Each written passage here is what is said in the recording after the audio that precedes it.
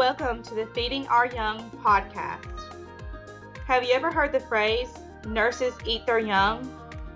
Feeding Our Young is more than a podcast. It's a movement.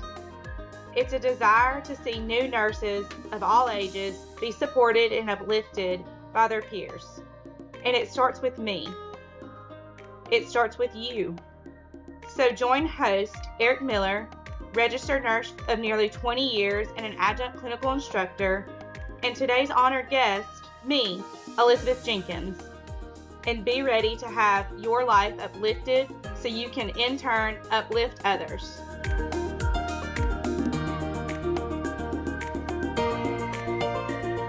Welcome to the Feeding Our Young podcast.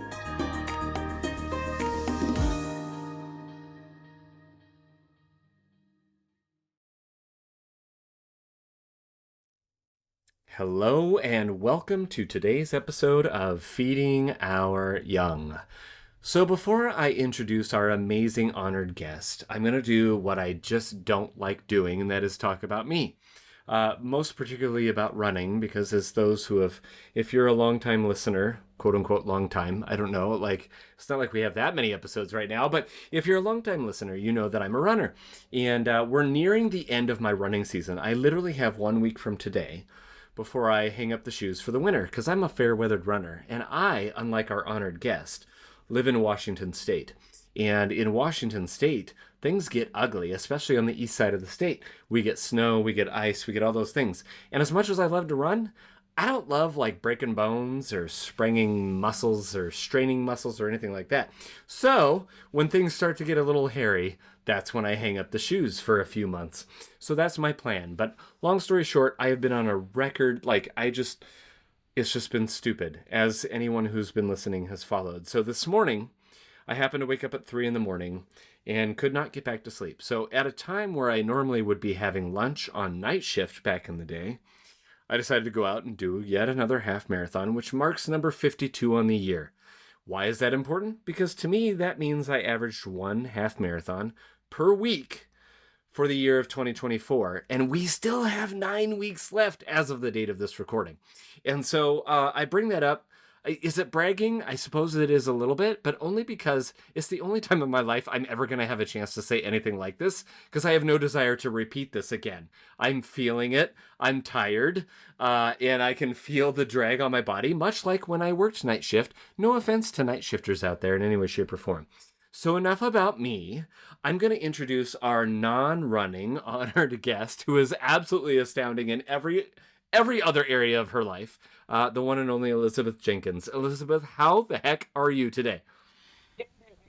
How are you? I am doing okay, other than the aforementioned tiredness. But I am ready to just have a great discussion with you. I'm so excited. And it almost like I'm picking up a little bit of a hint of an accent. So I'm going to let you introduce yourself and what degrees you carry, when you graduate with them, and more importantly, and finally, where are you from? Okay. So my name is Elizabeth Jenkins. I became a nurse in 2012 after obtaining my associate's degree in nursing. I worked for a few years, and then I attended WGU to obtain my bachelor's in 2020, and most recently obtained my master's in 2023 from WGU as well. Yes! So, we're alumni, same school, so we'll get to that. I'm sure we have lots in common. The thing we do not have in common is I am not from Washington, like you said. I am from the South. I am in Alabama. Where it is nice and sunny and hot here. So very vast difference from your weather today.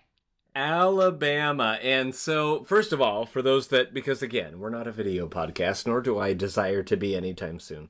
But in the background, I see your lovely WGU gown, the WGU zipper pull that's on there. I just love it. It brings back so many fond memories. But that being said, Alabama, you were telling me prior to recording, what was the temperature? Now, let me back up. Everyone, it is October 25th. And in Alabama yesterday, the high was...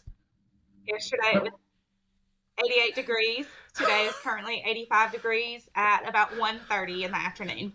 85 degrees. I was telling her, I'm like, it's 47 degrees Fahrenheit where I'm at right now. And when I ran this morning at 3 in the morning, yes, I'm stupid. Actually, I started at 3:42. Let's not be dramatic. It was 32 degrees, and it stayed 32 degrees for the entirety of the 2 hours it took me to run. So I can't even, I can't. God bless you all down south. I couldn't live down south probably for that reason, at least until I'm older and don't like being cold anymore. I don't know.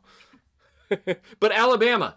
So that brings up an interesting point. So anywhere specifically in Alabama? Because I seem to recall a previous honored guest being from there. Perhaps you know her. Yes. So I am pretty close to the Mississippi state line. I'm about 20 minutes away from Tuscaloosa.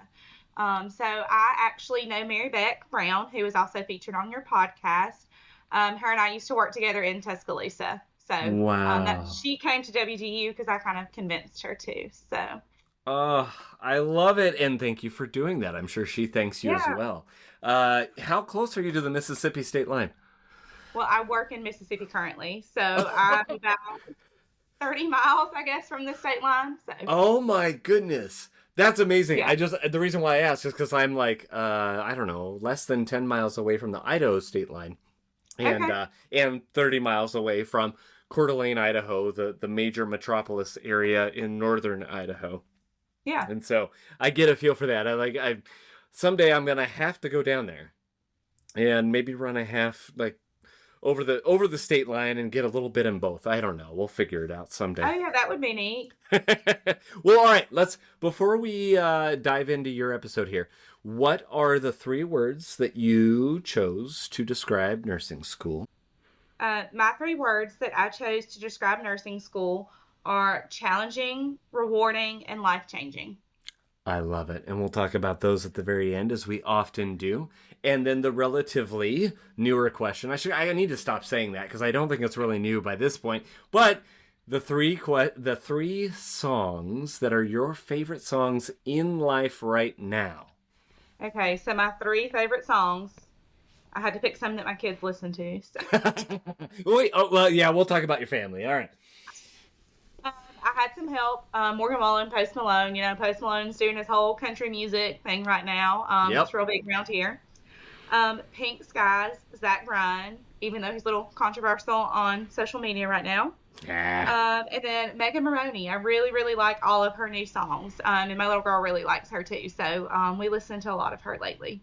Interesting. I'll have to give that a listen because I'm not familiar with Megan Maroney. Yeah, she's got several new songs that are good. So Awesome. I got someone trying to convert me into a Swiftie. As a male postpartum nurse, they're like, no, you're going to love her music. I'm like, yeah, isn't it like all about breakups and stuff, though? I've been assured that it is not. So I'm open.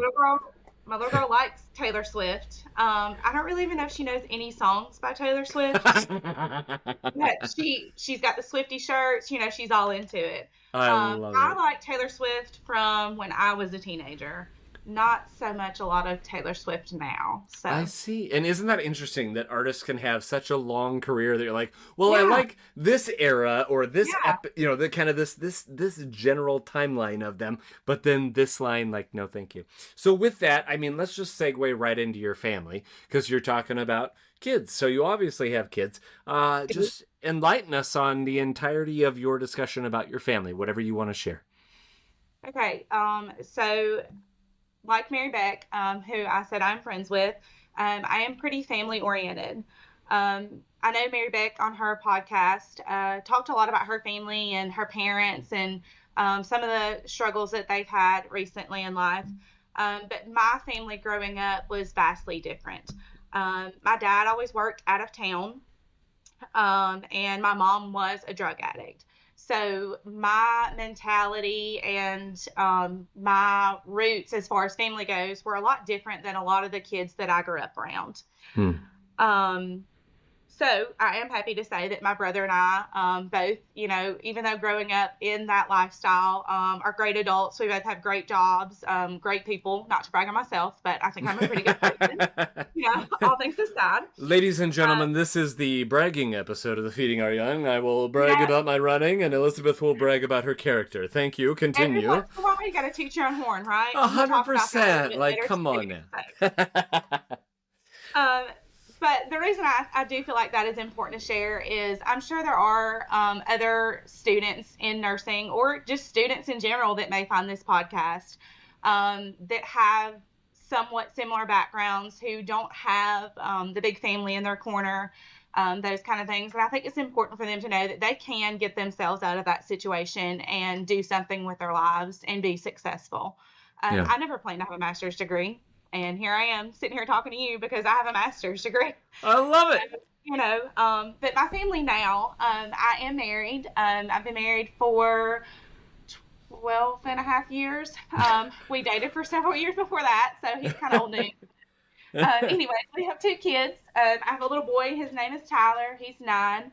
I have a little girl. Her name is Peyton, and she's 7. She's the Swiftie fan, like we talked about. Oh. They keep me very busy. They're both pretty involved with sports. I try and make sure they have good grades, those kind of things. Yeah. And so, a lot of that foundation stuff kind of goes back to, I feel like, some of the stuff that I experienced growing up. I want their life growing up to be completely different than some of the things I experienced. So I try and make them as well-rounded as I possibly can. That is amazing. Of course, inquiring minds want to know the most important question of all, which is how do you spell your daughter's name, with an A or an E? It's an E. Yes, it is! And ladies and gentlemen, that was not a pre-prepared question. I did not know the answer to that, but we have a Peyton with an E as well. So I think. Okay, well, hold on. Where'd you get the name? Where'd it come from? Okay, so not like we're NFL fans. We enjoy football. It's not like anything that like rules our day or anything like that. So it's not like we're Washington. So I was born in Seattle. I've been a Seahawks fan my entire life. I was raised and baptized by my mother as a Seattle Mariners baseball fan. But the Seahawks squeaked their way in there. So I grew up as a Seahawks fan. But Peyton Manning, at least until later things maybe have come out. Like we were, I was like, well, he's a good guy and all the things. And he was just very, very cerebral as far as quarterbacks go. So I just really liked him. And my wife and I, about the time that she was born, is when the Colts were having a really good, year. I don't remember. That might have been the year they went to the Super Bowl. I don't remember exactly where that was. But it was like, well, Peyton, huh? And we were both like, we like that name for both a boy or a girl. So she was going to be a Peyton either way. Okay. What you asked, so the reason why, now I have to know, where did yours come from? All right. So when we had our first child, like I said, it was a boy. Mm-hmm. And Peyton was not in the running for a girl name. It took forever, I felt like, to name him. And we finally settled on Tyler. His girl name was Macy. If he would have been a girl, he would have been Macy. Okay. But my whole life, I always, even when me and my husband were dating, I was like, I'll have a girl named Peyton one day. Like, I just always knew that. It's happening. One Tree Hill, big fan of One Tree Hill. If you've never watched it, you need to go back and watch it. Huge series when I was a teenager. Showing my age a little bit there. But, obviously, Peyton Sawyer was on One Tree Hill, and so I just always knew I'd have a daughter named Peyton. Funny story, we couldn't decide on a name when I was pregnant with her. We could not come up with a name that we both agreed on. And so I finally just looked at my husband one day and I was like, her name's going to be Peyton, right? And as a repeat scheduled C-section at 39 weeks, I was laying on the OR table. Mary Beth can attest to this. She was my nurse. And they all came in and they were like, what's her name going to be?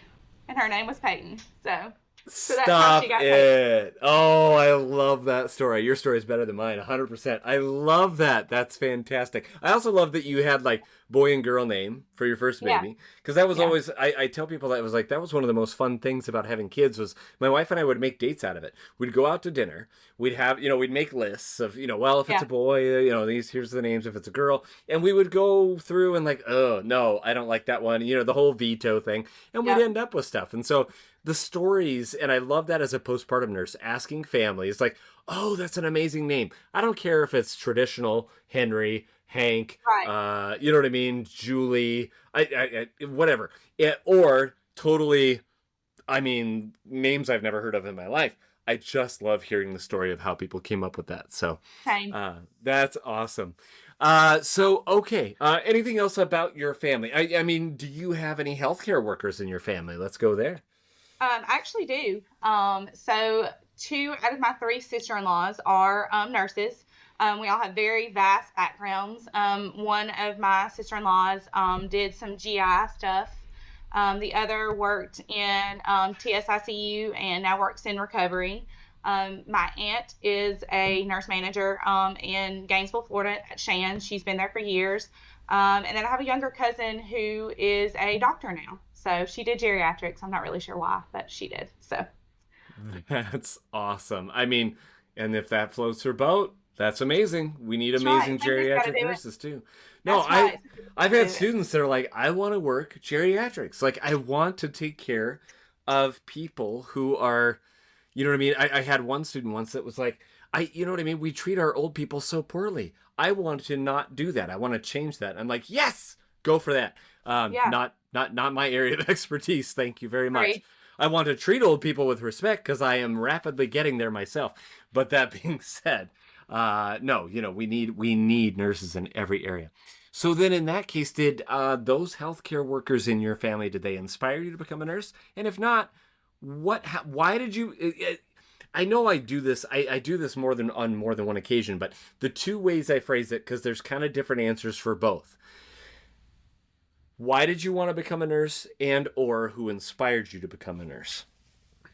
So, no one really inspired me to be a nurse. I honestly never planned on being a nurse.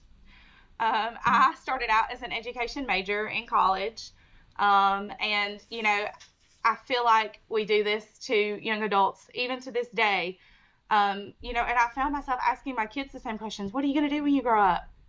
Well, you know, why do we force people to know that when they don't have knowledge, you know? Yeah, yeah. And so here I was, a college student, planned on being an education major, and just realized, hey, like I don't know if that's really what I want to do. And I started looking at other careers.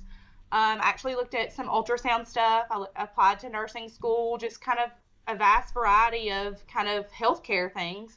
And I got into nursing school. One of my friends who I had taken some prereqs with was going to nursing school, and she's like, come with me, it'll be fun. It's like, okay. So that's how I ended up in nursing school. It's not this, you know, story about who changed my life, why I went to nursing school. Yeah, When I work with students, I always ask them, why did you go to nursing school? yeah. You know, they always think that they have to have this life-changing moment about what drives them to go to nursing school, what got them there. And the reality is it just works out sometimes. You know, Yeah. like I said, I never planned on being a nurse, and now 12 and a half years in, I really can't imagine another career. And so once I was in nursing school, you know, we'll talk a lot about nursing school throughout today's podcast, but Mm-hmm. I realized how hard it was. And I questioned a lot, was I supposed to be there? And then I got to OB clinicals and OB class, and I was like, you know, this is what I want to do. This is where I want to be. And so, like I said, you know, I just feel like it works out a lot of times. I've spent about 12 years as an OB nurse, and absolutely think that it is a super fulfilling career. And, you know, I know that you do some women's too, so I'm sure you feel pretty much the same. But all of that has kind of turned around and led me into some education. So I feel like it's full circle. I started out with education, ended up in nursing, and now I'm doing nursing education. So. Mm-hmm. You know, you talk about it just, you know, working out sometimes. And this is where I interject my standard disclaimer. Like, this is not how do I better phrase this? This is not the labor and delivery postpartum women's health podcast.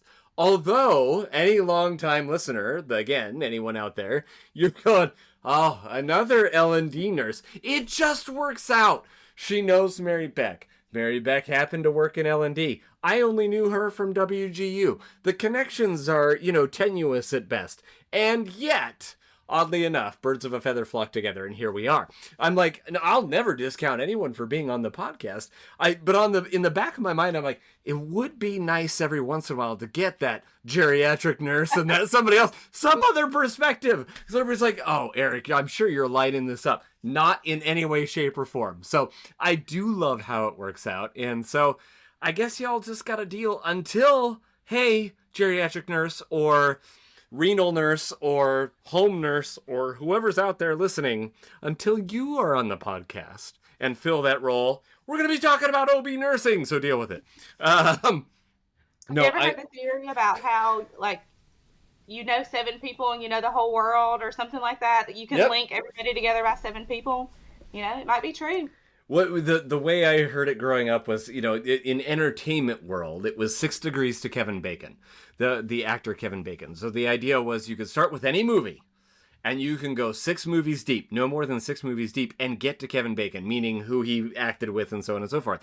And then that extends to real life, like 6 degrees to so and so. And it's like, it is like, you don't, it's just amazing. And that's why I tell my students, like, always, always, always be the best version of you can be. Always present your best self. I don't care if you can't stand the person you're working with or for or taking care of. I promise you, if you treat them with a complete lack of dignity, or you go cut somebody off on the freeway, you're going to run into them again in life. It's just a guarantee at some way, shape, or form. Like that 6 degrees is a very powerful thing for sure. Okay, so Elizabeth, you talked about nursing school. Let's just jump right into that then. And you can answer this question from the perspective as both a former student and or an educator, whatever you want to do with that. But what do you love most about nursing school? Nursing school. I love that that's the nursing school. That's everybody's like response to that, right? I think that the relationships that you make while in nursing school are lifelong. You know, there were several people that I went to nursing school with, and we've all kind of gone our separate ways. But thankfully for social media, we get to keep in touch. And I enjoy kind of hearing their stories and seeing where they're at and just keeping in touch with those people. You know, nursing school is hard. And you go through so much with these people that you really do end up kind of being like a family by the end of it. I absolutely think the relationships that you make are one of the most impactful things that I remember from nursing school. From an educator side, I realize how important the educator's role is for the nursing students, because I remember nursing school. I remember what I felt like looking up to those nurse educators and how I idolized them, and, you know, how I wanted to be like them as much as I could, you know. So I think as a nurse educator, you know, really getting to know the students as well is important, because we are their first mentors. We are, you know, or potentially the difference between a positive outcome and a negative outcome for them in nursing school. So. For sure. I think that's very wise and a very good perspective from both aspects of it, right? Like any nurse you talk to, they'll remember their nursing school experience. Tidbits here and there, maybe the whole thing. It just depends, you know, all the things. But man, you'll never forget. You'll never forget, because it's that much of a, for lack of a better term, it really is a crucible that you have to like get through and to survive, and hopefully maybe on one day out of the entire experience feel like you thrive in, you know, whether it's, you know, you getting to OB and seeing, oh my gosh, this is my area, or whatever the case may be. Maybe it's just that one test that you dreaded and you knocked it out of the park. And by knocking it out of the park, it's nursing school people. We're talking about like, you know, 75% or greater. So you're like, I passed it. I didn't have to take it twice. That's a win. Yay. But those are the things that you just never forget. And so I love that. You as a nurse educator, I mean, are you still practicing bedside? Like, tell us about your career progression, and how you got into educating in the first place. Okay. So as I mentioned, I've been a nurse for a little over 12 years. All of that on the same unit, which is an LDRP unit. So labor, delivery, recovery, postpartum. We do our own well baby. We do a little bit of everything there. And so I guess 7 years ago or so, my nurse manager at the time um, encouraged me and another coworker to attend a conference where we became certified to teach fetal monitoring classes on our unit. Okay. And so that's kind of where I got into education. I started with some unit-based education, precepting students, teaching those classes, and just really realized, hey, like I do enjoy teaching. College me thought I didn't. So I ended up, we had nursing students from the school where I went that came to our unit still for OB clinicals. And one of the instructors had kind of mentioned to me that she thought that she would kind of be retiring from doing the OB clinicals within the next few years. And so I was like, hey, like I've never thought about that, but that would be a super fun job. And so I ended up getting my bachelor's so I could kind of hopefully slide into that position to do the OB clinicals. And so that's where I got my start in academia education with nursing school. I started with clinicals. And then I started doing some skills lab, health assessment stuff at the schools with the nursing students. In my current role, I am what most would call an academic coach for the nursing students. So students that are having trouble with testing, that are having trouble studying, just transitioning to that nursing school setting. I work with them and try and kind of get them up to speed with all the other students. My role also covers other resources. Maybe they need some counseling. We have a free counseling center here on our campus, so I can refer them to that. We have a free health center, same thing. I can refer them to that. Just kind of connect the dots to have a little bit more of a holistic approach for the nursing students and make sure that they're taken care of while they're in nursing school. Wow, that is amazing. Let's dig into that a little bit more. So in that role, obviously you've just described in a nutshell the things that you do. Mm-hmm. And I know we always close with your one piece of advice for nursing students, et cetera, et cetera. But that being said, there are nursing students that just heard you say that. They're like, oh my gosh, I'm struggling. I don't know of an equivalent role in my current university or college or fill in the blank. Mm-hmm. What advice would you have for those students that say, oh my gosh, Elizabeth, like, what do I do? I'm struggling. You know what I mean? Obviously, there's specific answers for specific problems. But that being said, like, what would be some general advice you'd give to them? Number one, read your textbook. You'd be surprised how many students come in and they're like, no, I haven't read that. So if you're not reading your textbook, please read your textbook. And if there is information that you just aren't understanding, that's what your instructors are there for. Reach out to them and let them know, hey, I'm not sure why I don't understand this, but I don't. Is there any more information you can give me that you can guide me to? So my role does not do any content review. I do not do any actual test reviews, any content. It is all the skills. And so another big advice that I give students is you have to be organized. You are so busy in nursing school. You have to be organized with all of your classes, all of your assignments. So if they don't have a planner, they absolutely need to get a planner. I don't care what kind they use, if it's on their phone, if they print out a free one online, if they carry an old school pencil and paper one. That's what I like. That's what I still use. But get a planner. It can make a big difference for them. So those are my two probably big pieces of advice. Get a planner and read your textbook. But Elizabeth, those aren't like deep soul answers. Those are simply practical. How in the world do people like that's what I love. Like everybody wants that deep meaning, right? Do you ever have students that come in looking for the deep meaning of life in nursing school? And you're like, here it is. Read your textbook and get a planner, man. Like, let's go. Yeah. The students that we're seeing today, I'm sure you've seen this too. First of all, nursing school is so different from when we went to nursing school. Oh, for sure. Yeah. Vastly different. The students are different. A lot of the students that we're seeing now are the COVID babies. They graduated high school online.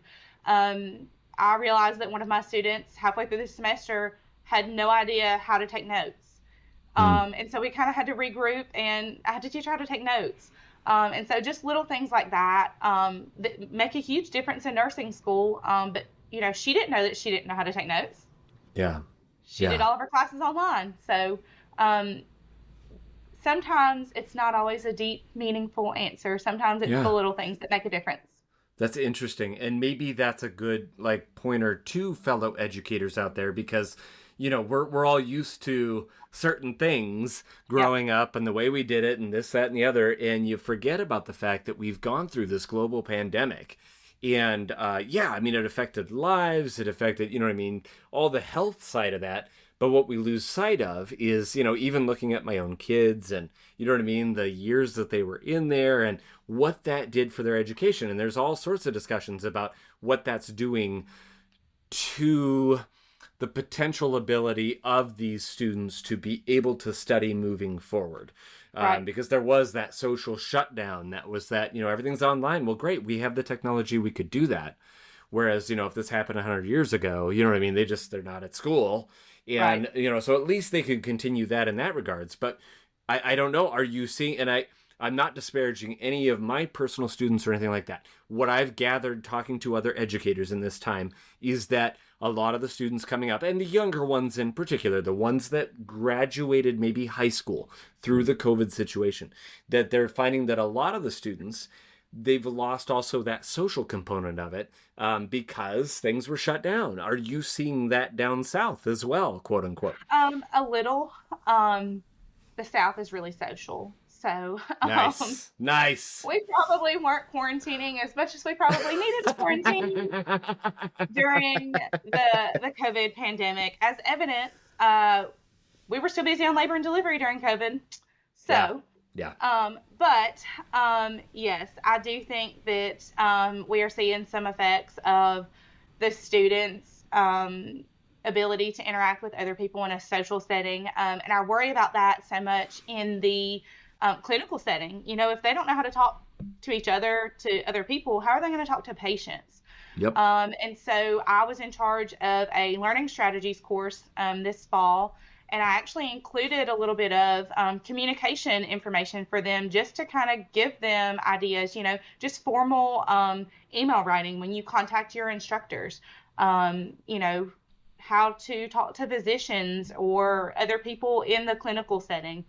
Just little scripted things for them to kind of read through and just kind of have an idea of how to speak professionally as a nursing student in a clinical setting, because they didn't graduate high school. I remember in high school, apparently we had a great counselor, because I've talked to some other people in the education setting and they didn't get this, but our counselor helped us with FAFSAs.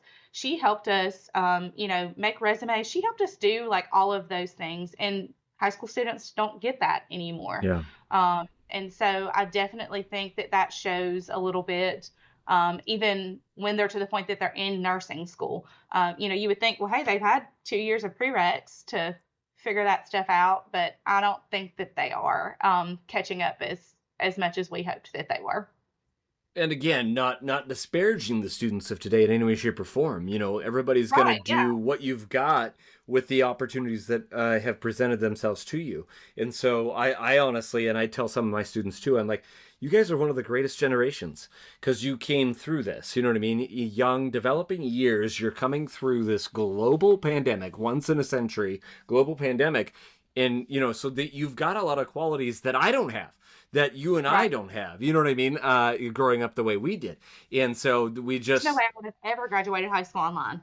oh dear God, I can't even, no, I don't even want to, no. So, Bachelor's online, so and I mean, I've been I grew up a nerd, but that being said, the extrovert was always in me. And right. so in high school in particular, that's where that came out and blossomed. So if I was online, I don't know, I would have shriveled on the vine. I don't know what would have happened there. So grateful for that. So, but those other areas, those are the things that we can help shore you up in. And you know what I mean? Oh, you need Mhm. that help writing that email. You need that help learning how to plan or how to take notes. Ask us. And fellow educators, don't forget that might be a thing you got to teach. That might be a thing that you weren't anticipating, needing a little extra bolstering. And so do it without judgment, without, you know what I mean, without Right. disparaging students who might be made to feel less than because Right. of that situation. So speaking of challenges that these nursing students are facing, you've kind of touched on it a little bit, but I don't want your episode to go away without getting into what you had shared with me at the very least about those challenges that you have mentioned that you've had in life.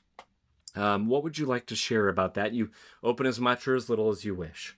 Yeah, so you mentioned, I did touch a little bit on it, but I do think it's so important for students to hear, like we were just talking about, students that are struggling, whether it's from a lack of family support, whether it's, they just weren't prepared in high school, whatever the challenge may be for them, they can overcome that. And there is someone out there that's in their corner.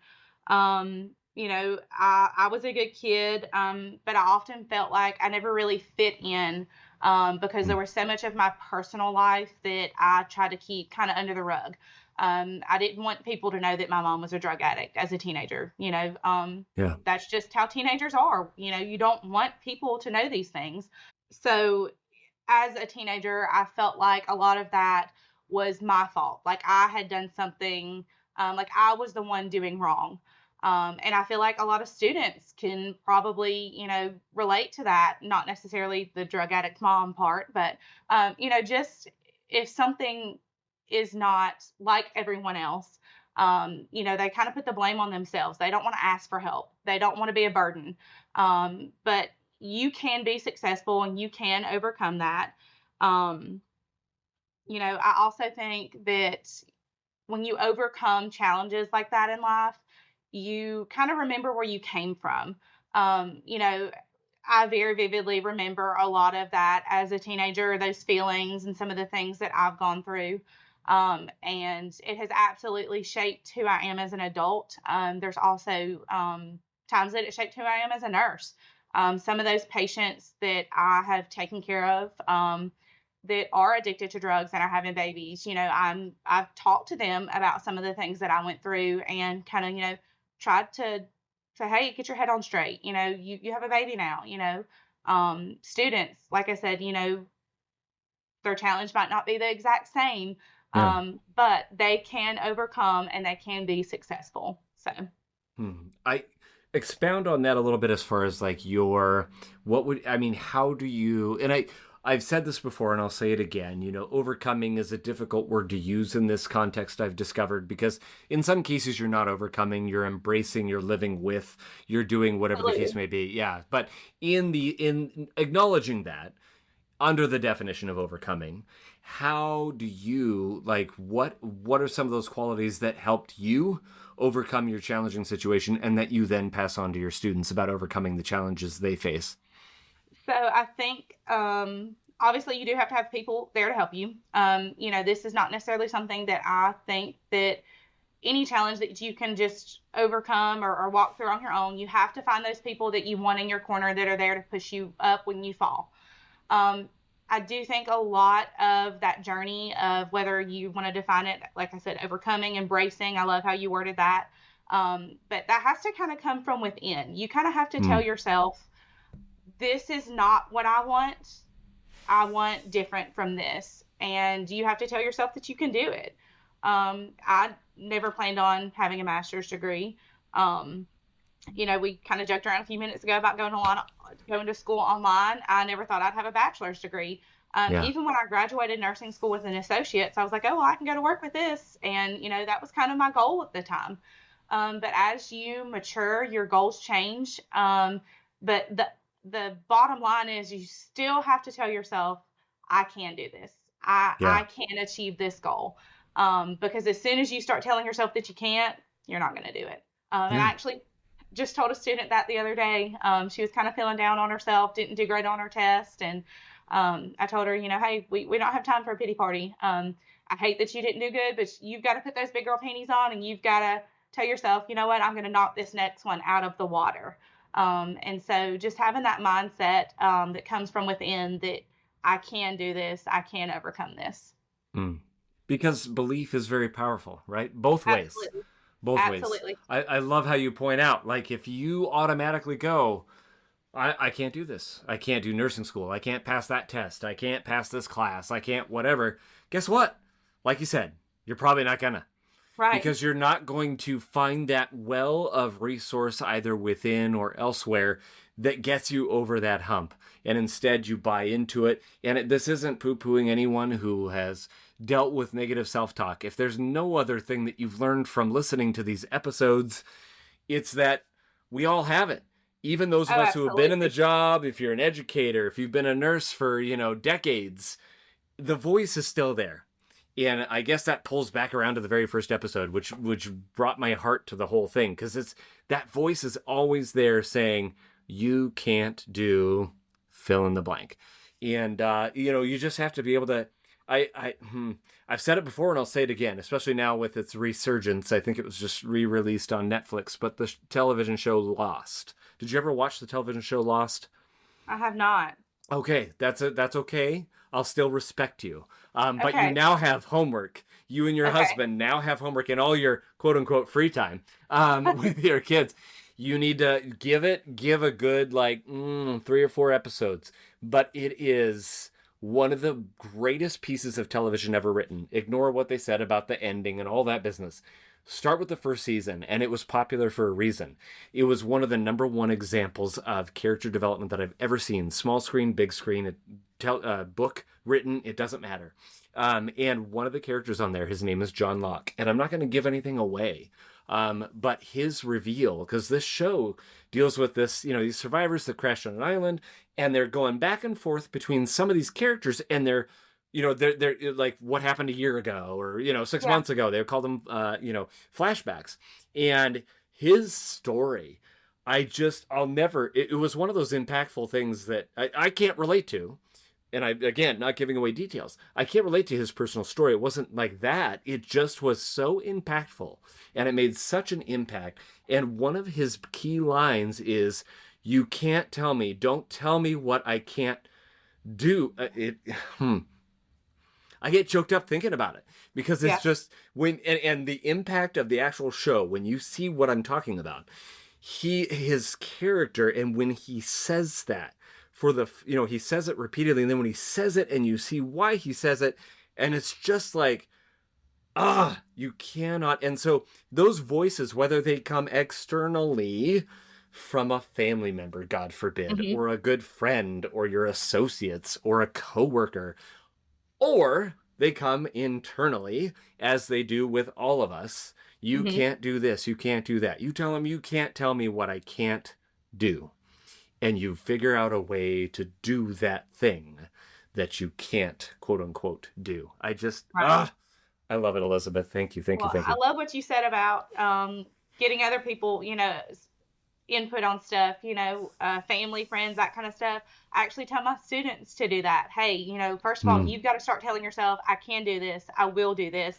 Get your family and your friends in on it. Let them leave you notes. Tell them to send you text messages the day of the test. You will pass this test. Whatever it takes to change that mindset of I can't to I will. Yes. And it does start internally, but it's not, like you said, it's not always easy to go from a negative to a positive. And so sometimes we need to pull in our friends and our family to kind of help push us a little bit. I love that. And you got to check your ego at the door for those that are like, no, I need to do this. I need to do this on my own. I need to prove that I can. No, the part of you doing it is doing it with the support of those who are there and fighting for you, including us instructors, and anyone else you have in your life that is like, no, man, you got this. No, you can do this. And just accept that help. Accept those words of encouragement. Well, that goes back to the relationship part of nursing school. Like I said, it's all about those relationships. All right. Well, then let's just, I could spend all day talking to you. I say that often, but it's true. Every single person I talk with. But I'm like, Elizabeth, I knew we're kindred spirits for a reason. You picked we didn't even talk about OB. Oh my gosh. No, we didn't. Isn't that weird? Hey, everybody, look at that. You got away without us talking about OB. Even though she's currently wearing a Bootiful Babies t-shirt that's amazing. It's got little babies, and they're all in their little swaddles that are all like Halloween themed. Amazing. So there you go. There's your OB plug for today. That being said, Elizabeth, let's pull this back around. You chose 3 words to describe nursing school. What were they, and why did you choose them? So the first that I picked was challenging. We've kind of touched on it, and if you're already in nursing school and you're a nursing student, you've already figured that out. Nursing school is different. It's not like any other program of study. It's just a different setup, and it's just so challenging to go from learning how to memorize and recall information and learning how to apply it to scenarios. And then the scary part is that you're going out and actually taking care of people with that information. So it's just very, very challenging. I picked rewarding. I think nursing in general is a rewarding career. But nursing school can also be rewarding. Hmm. Whether it's, you kind of mentioned, I went to OB clinical and I was like, this is it for me. Whether it's in that clinical setting where you make a difference and you realize, hey, this makes sense to me. Or once you begin practicing as a nurse and you get to see the rewards of your work, you'll have patients that that you just make a difference for. Thankfully, I do work in women's health, and most of my patients are, I would say 75% are happy and healthy and very thankful for the job that we do. Yeah. That's not the case for all areas of nursing. And so when you have that patient that that you make a difference in your life, that is so, so rewarding. Hmm. Um, I had a patient who wrote a Daisy nomination for me. All I did was hold her for her spinal. She got sent in from the office for a repeat C-section with blood pressures. I held her for her spinal. Very minimal task to me in my day at work, but she was so nervous about it. And in her Daisy nomination, she wrote how, I talked to her and I distracted her. And, something that I didn't even think twice about doing made a huge difference for her that day. And so that was very humbling to me to, recognize, hey, like the little things do make a difference. Yeah. So all of that is just very rewarding. Um, the last that I chose is life changing. You said it a minute ago. We could kind of talk all day long on nursing and kind of how it has shaped our lives. But it's absolutely life changing. And once you become a nurse, you will realize that it's not something that you just turn off. You are a nurse through and through. It's in every aspect of your life. And I think that's the same for nursing education. When I do go work at the bedside, I find myself teaching. And, all the other nurses are like, God, you always have to tell somebody, teach somebody something. So, I think that nursing is definitely life changing. Yeah. Very well said. And those are three of the most common words or word selections that come up on the podcast. And I've Hmm. had honored guests before that are like, well, I don't want to, you know what I mean? I know this has probably been chosen. And I'm like, who cares? The point is that, first of all, if it's repeated, it's that important. And Right. two, it's your perspective on it. And so I love it. I absolutely love it. All those things. Every single nursing student, every single nurse is hearing that going, yep, yep. Oh, yep. Nope. Absolutely can attest to that. So, man, I just love that. So, with that being said, and you've given so much incredible advice, if you had just one piece of advice for students to take with them away from this episode, what would that be? Lately I've met with a lot of students that are down on themselves. You kind of touched on this. Um, you're only making that 75. You're barely getting by, Mm-hmm. but you're getting by. You're still passing. Mm-hmm. I think having that mindset of knowing I can do this, it's okay to just be passing, and Mm-hmm. just keep pushing yourself. The nurse that only makes C's could be the best nurse in her career. Compared to the nurse that made all A's on all of her tests, but she's not compassionate and she doesn't know how to talk to people. So don't think that just because you are not at the top of your class anymore, that you Mm-hmm. are not going to be successful in nursing. So that would be my advice: is to just keep pushing, keep telling yourself that you can. Mm. And we've said it before, and I'll say it again. You can always make yourself feel worse by comparing up. You can always make yourself feel better by comparing down. And neither of those activities are beneficial. Right. Just you, yeah. Obviously, we're preaching. You're not an island unto yourself. You're getting that help. You're getting. your village that it takes to help you succeed, that's important.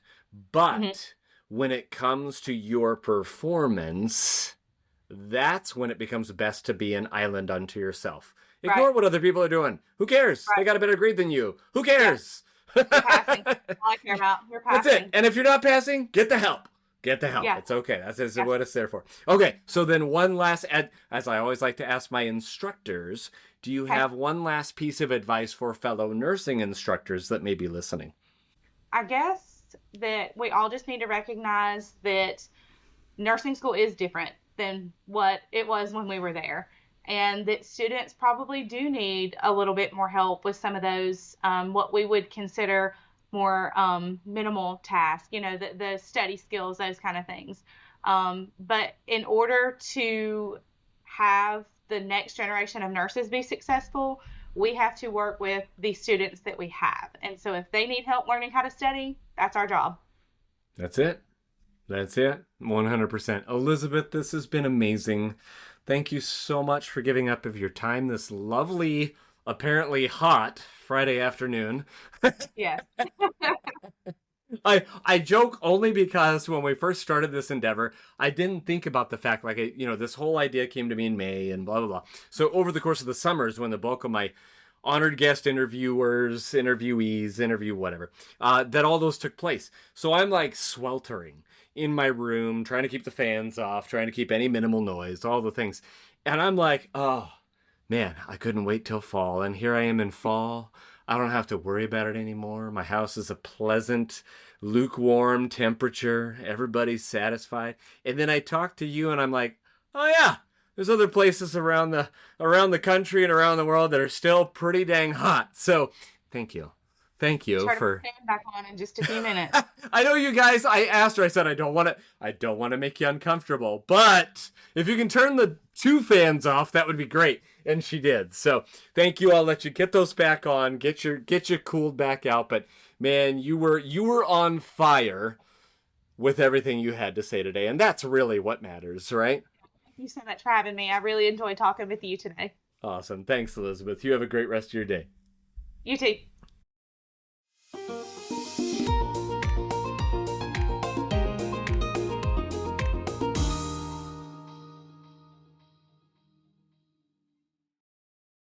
Here's what's happening on the next episode of Feeding Our Young. When I was 15, I was diagnosed with type 1 diabetes. And went into my peds office. He's like, oh, I think I know what you have. Sent us over to Children's Hospital in Portland. And I spent 3 days there learning about my disease, practicing giving myself shots. And it was really, that was, I will say, my very first time in like an inpatient hospital setting, because prior to that, it had just been like clinic visits with my pediatrician and whoever. So it was really eye-opening experience, and I had the coolest nurses.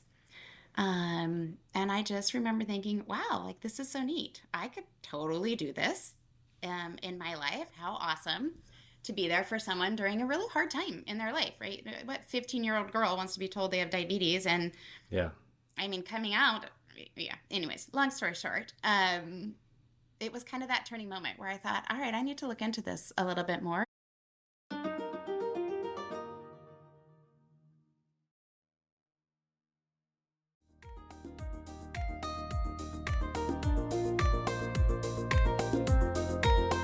Did you like today's episode of Feeding Our Young? Let today's honored guests know by emailing us at thanks@feedingouryoung.org. Also, if you are a nursing student, nurse, or a nursing instructor and would like to be featured on a future episode, please email us a few details about yourself at the very special email address mystory@feedingouryoung.org. If you have a question you would like addressed in a future Q&A episode, please send it to q@feedingouryoung.org. For all other inquiries, please email us at info@feedingouryoung.org or text us at area code 509 all them 509-255-8436. We're so excited to have you return to hear our next honored guest. Be sure to follow us on TikTok, Facebook, Instagram, and YouTube at Feeding Our Young LLC. Again, that's username Feeding Our Young LLC. Until next time, be encouraged and go find someone to encourage today.